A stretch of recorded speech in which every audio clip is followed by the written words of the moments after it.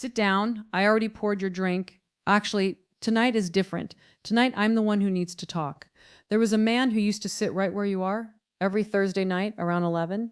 He'd order a bourbon, always the same one, the cheap one, second shelf, and he'd sit there for an hour without saying a word, just being somewhere that wasn't his apartment.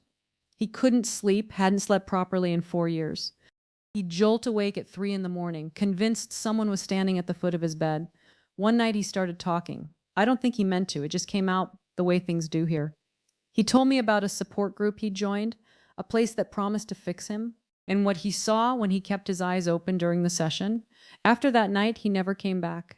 I don't know where he is now, but I remember every word. I always do. This is what he told me. He hadn't slept properly in 4 years. Not insomnia, exactly. He could fall asleep fine. It was the staying asleep part. Every night, somewhere between 2 and 4 in the morning, he'd jolt awake with the absolute conviction that someone was standing at the foot of his bed. Heart slamming, sheet soaked. He'd sit up, turn on the light, and nobody would be there. It would take an hour to calm down enough to try again. Sometimes he didn't bother. He'd done sleep studies, meditation, acupuncture, weighted blankets, white noise machines, and a $300 pillow made from something called phase change material. None of it worked. His doctor said, "Have you considered a support group?"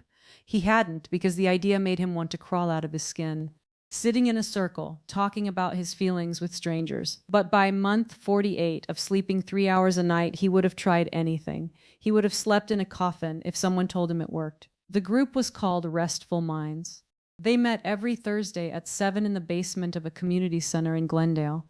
He found them through a flyer at his therapist's office, not a printed flyer, a handwritten one, index card on a corkboard.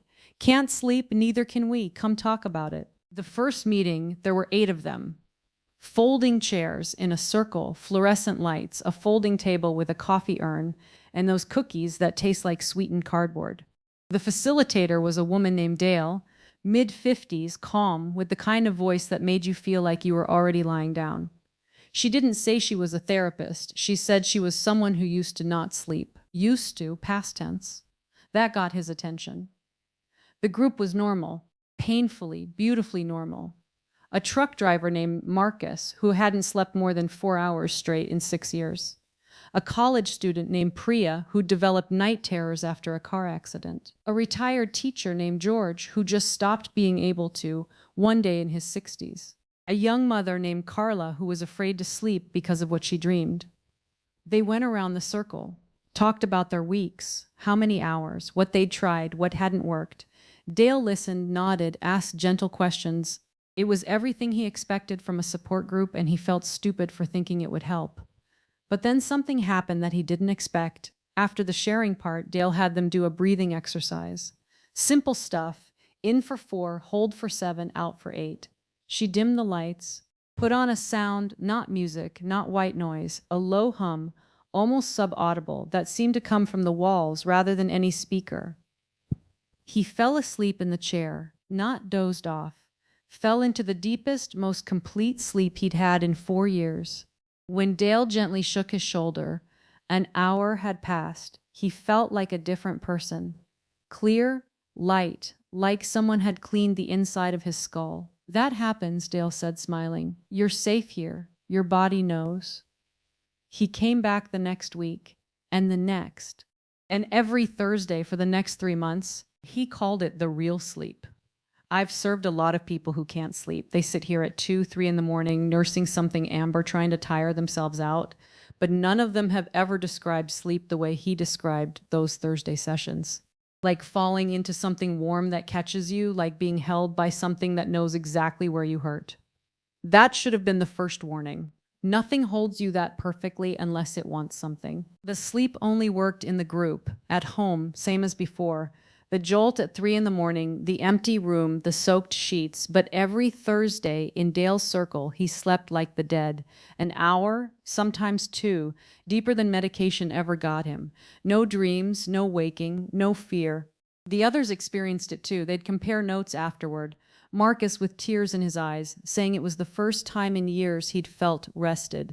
Priya laughing and saying she'd forgotten what it felt like. George sitting quietly with his hands in his lap, looking 10 years younger. They started calling it the real sleep.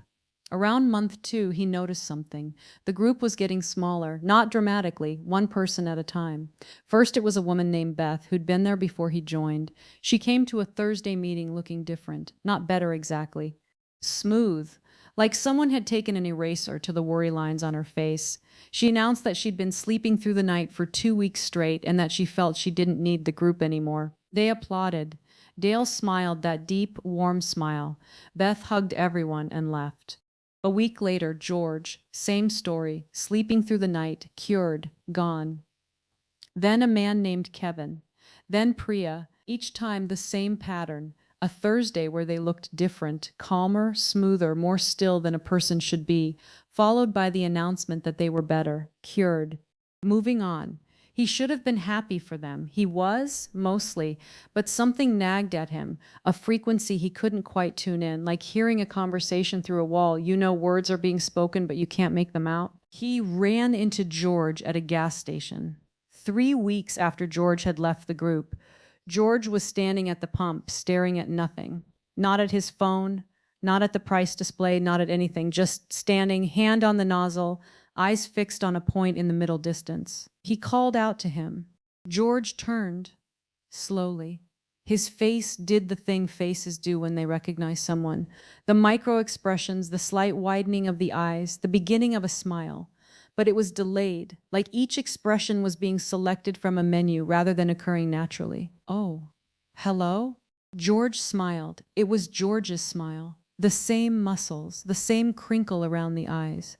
But something behind it was different, flat. The smile of a house with the lights on and nobody home. How's the sleeping? He asked George. Wonderful. I sleep all night now, every night, no problems. That's great, George. Yes. George looked at him, looked through him. You should let Dale help you, really help you. She can fix it. Fix it. The thing that keeps you awake. She can take it out. George turned back to the pump. The conversation was over. He didn't say goodbye. He just stopped talking the way you close an app. She can take it out. When he told me that part, his hands were shaking. Not from fear, from recognition. Because he'd almost let her. He'd been one Thursday away from being the next George. He started watching more carefully at the Thursday meetings, watching Dale, watching the others, watching who looked different and when and how. Marcus left the group in month 3, same announcement, cured, sleeping through the night. But the week before he left, he'd sat next to Marcus during the breathing exercise, and he'd heard something. Under that low, vibrating sound Dale played, Marcus was whispering, not sleep-talking. His lips moved with precision, forming sounds he couldn't understand. And Dale was leaning toward him, eyes open, watching his mouth.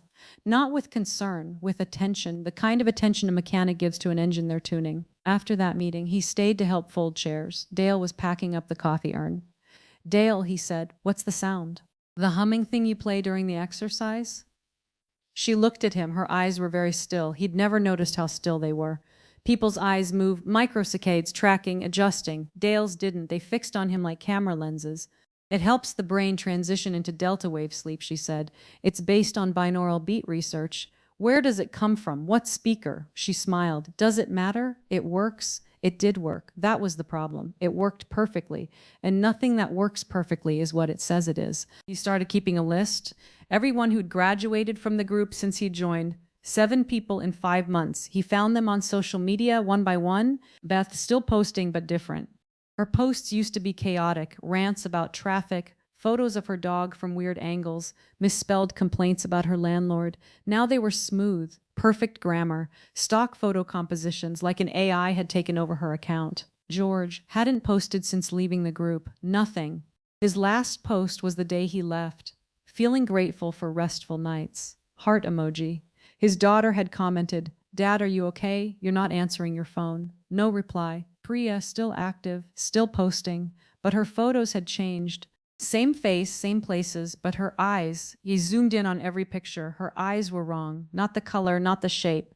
The way they sat in her face, too steady, too centered, like prosthetics. Kevin, he couldn't find Kevin at all. Facebook deleted, LinkedIn gone, phone number disconnected.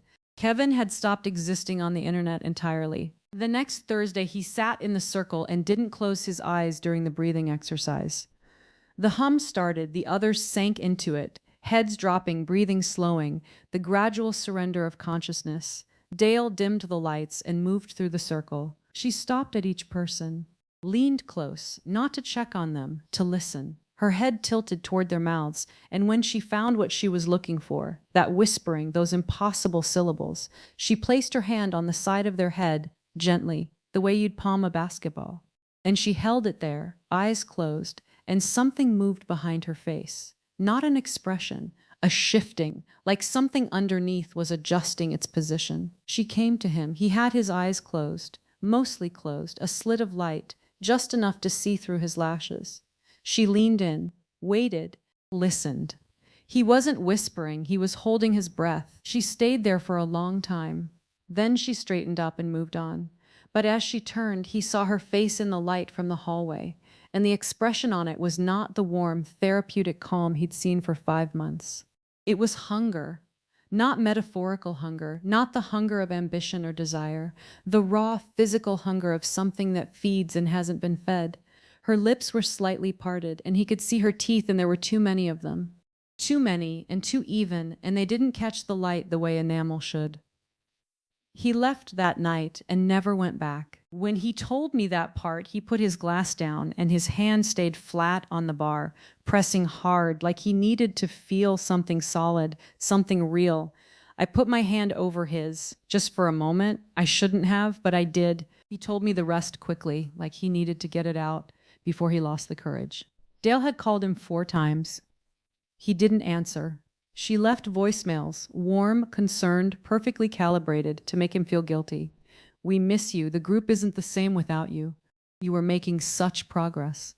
Marcus called once, same flat voice he'd heard from George at the gas station.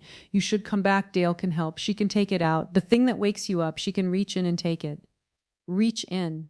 He'd been thinking about what leaves when they fix you. What Dale takes. The thing that wakes you at 3 a.m, the thing that soaks your sheets, the thing that makes you sit up in the dark with your heart slamming.